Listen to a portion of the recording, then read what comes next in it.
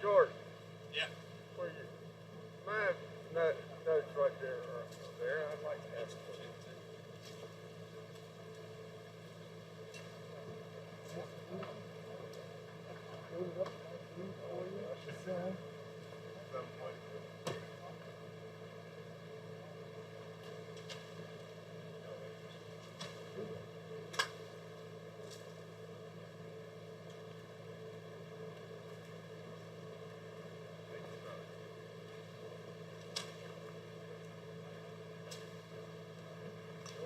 Good morning.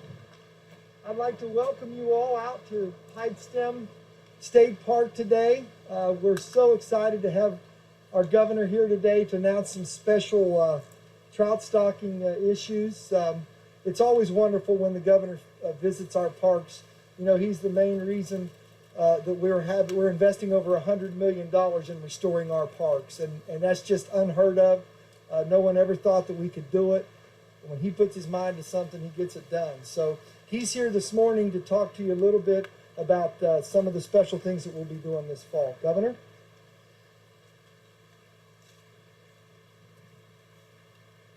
Well, first, it's on. Okay, we ready? Sure.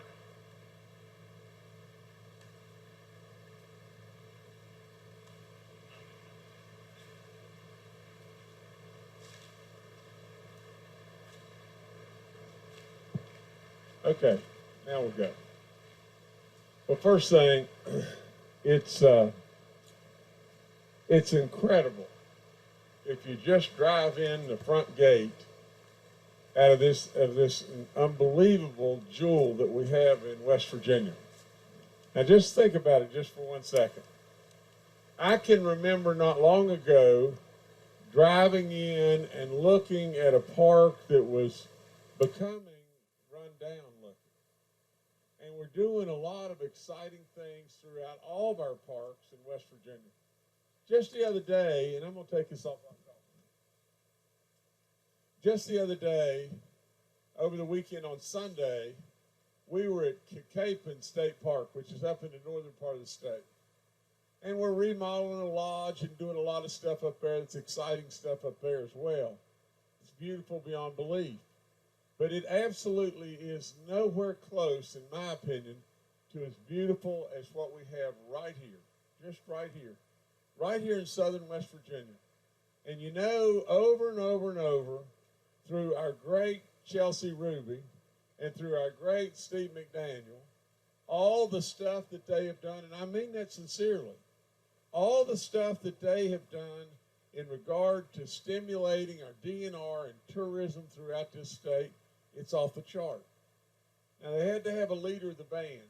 They had to have somebody that would step up and absolutely say, we're going to put a stake in the sand, and by God, we're going to make tourism explode in our state because our beauty and the opportunities we have are off the chart.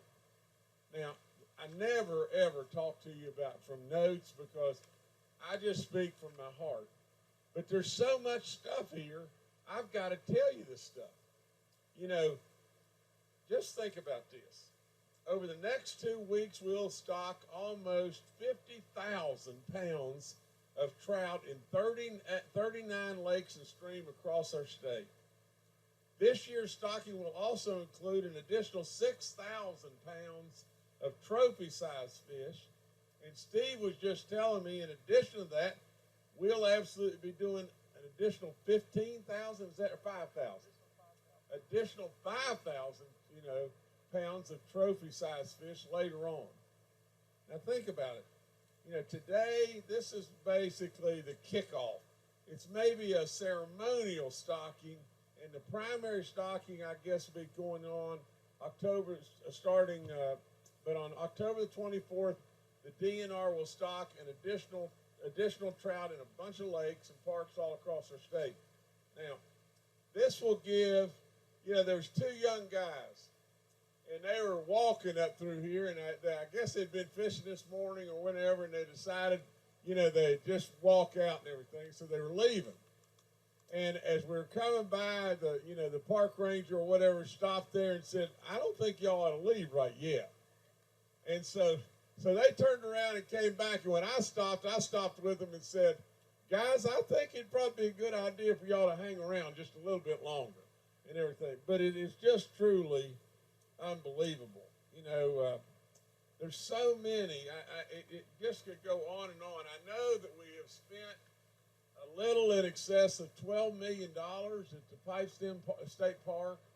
Again, it just goes on and on, from the standpoint of, Steve was really worried because we did a thing, back in the COVID stuff where we offered free fishing for 2 months in the state of West Virginia. Unprecedented. You could only do it in 30 days, I think, at a time. And we had to get special permission from Fish and Wildlife or whomever on the federal level to do it. But we did it. And then we renewed it and did it again.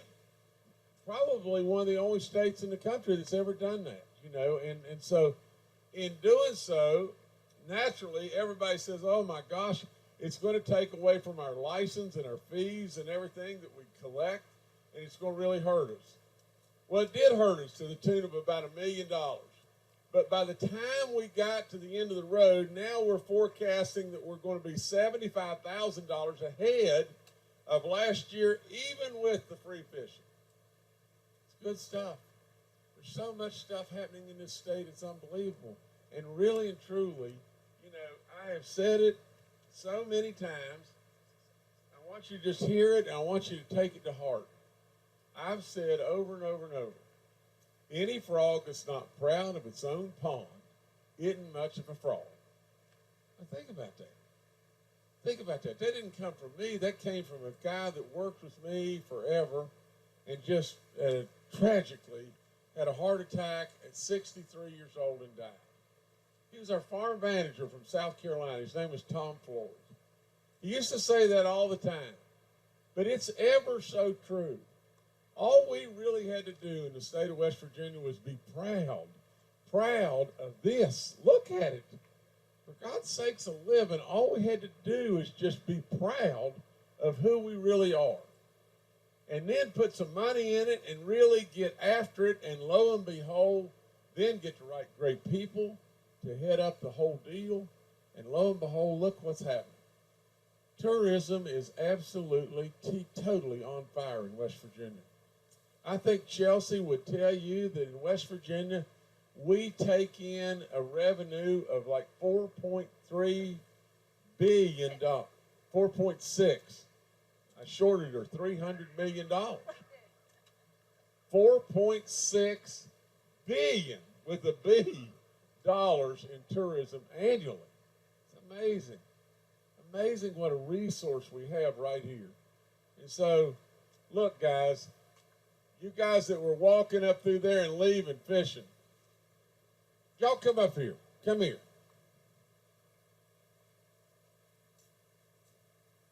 Just take your time. Plenty of time. Hurry up, guys. My God, a living.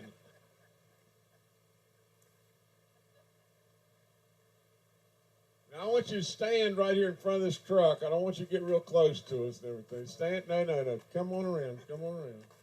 Now, turn that way where the cameras can get you. What's your names?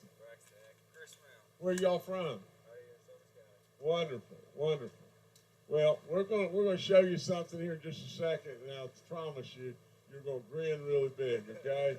But we're glad to have you back down here, and it's great that you're from Summers County and everything. That's really, really good stuff. But y'all just hang right there just 1 second. All right, I'm gonna turn it back over to you guys. Well, thank you, Governor. I wanted to just mention a couple additional things. One of the things when the governor talked about our free fishing that we offered to West Virginia residents for a 2-month period in the spring when this pandemic broke out. And I got to tell you, he sent me here for marketing, and I never ever second guess him. But when I started looking at the numbers, and we were $1 million down from the previous year, I never said anything, but we just kept the course. But the marketing in him, you know what happened on those 60 days? We had record numbers of people going to our West Virginia streams and lakes and fishing maybe for the first time. So what we saw in June is a a whole bunch of new people coming and buying fishing licenses because they had an opportunity to go and try it and they liked it. And that's what this has been all about, getting people to focus on West Virginia state parks again. The governor mentioned, and I mentioned, we're spending over $100 million to renew our state parks. But let's talk about our fish hatcheries. We have 9 hatcheries in West Virginia. And just like our parks, when we got here, they had been, there was millions of dollars of deferred maintenance. And as through today, we have committed over $15 million so far in hatchery renovations. The biggest part of it will be at Bowden. We had to do it first, almost $10 million. That's going to afford us an opportunity to close some of the other hatcheries and not miss a beat as far as how many fish we'll be able to produce. But it's part of an overall hatchery renovation program that will exceed $30 million. And when we're done, when we got here, we could do about 750 to 800,000 pounds of trout a year. But that wasn't good enough for my boss. He said, we need to do something. We got to have more fish. So, Governor, when we're done with that $30 million in renovations, we'll be up to about 1.25 million pounds of fish that we'll be able to put in West Virginia waters. So we're in the process of doing that. One of the things he announced about the Saturday stocking, the governor wants to do something for children. They have been affected really by this pandemic, and a lot of them are back in school now. So we wanted to make sure that we did something for the kids. So this Saturday, we're going to be stocking 4 lakes. We don't normally do that. We're stocking Cooper's Rock, Watoga, Seneca Lake, and Cacapon Lake just for the kids, Governor. They'll be out there, and these big fish that he was talking about, when you see them, you're going to be really excited. But it's part of an overall plan that he had from the beginning, and it's been paying dividends. And I'm going to bring up one of my best friends in government, Chelsea Ruby, and she's going to tell you just how popular and how successful some of the governor's initiatives have been. Chelsea. Good afternoon. So I'm going to say something that might get me in trouble since my boss is wearing a WVU jacket here. I am originally from Oklahoma. And when I moved to West Virginia about 10 years ago, I absolutely could not get over fall. And after living here for 10 years, I still can't believe how beautiful this state is all the time, but especially in the fall. But like the governor said, when we got here, the problem was that we didn't believe in ourselves. We didn't believe in West Virginia as a tourism destination. And I'm so excited to tell you guys that we have received so much national media attention just this week. So just last week, or in the last couple weeks, just last week, the New York Times Travel did a story about fall foliage in the Mon National Forest. That's a huge deal. That's one of the hardest travel publications to get. Southern Living has tweeted out pictures or put pictures on Instagram 3 times in the last couple of weeks of our amazing fall foliage. So what the governor has been able to get us to do over the last 4 years is to believe in ourselves, but to start telling that story bigger and better. We're starting to draw attention, but we're also starting to see some real success from these investments.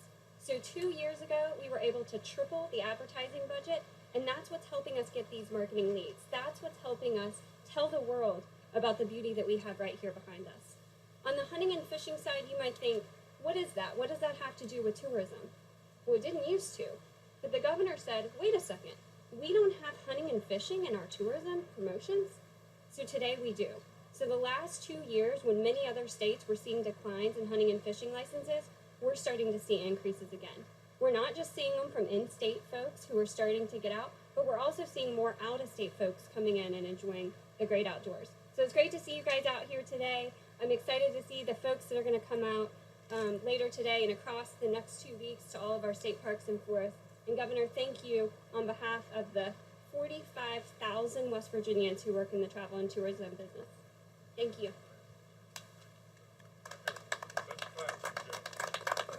Okay, so if you've been here for stocking before, our guys are going to go ahead and stock after this ceremony where they normally do all around the lake. But for right now, we're going to ask them to bring some fish up here. The governor's going to put into the lake. We want you to see some of these. The governor, like me, we get giddy when we see big trout, and I think he's going to be a little excited about some of what we have to show you here today. I'm crazy like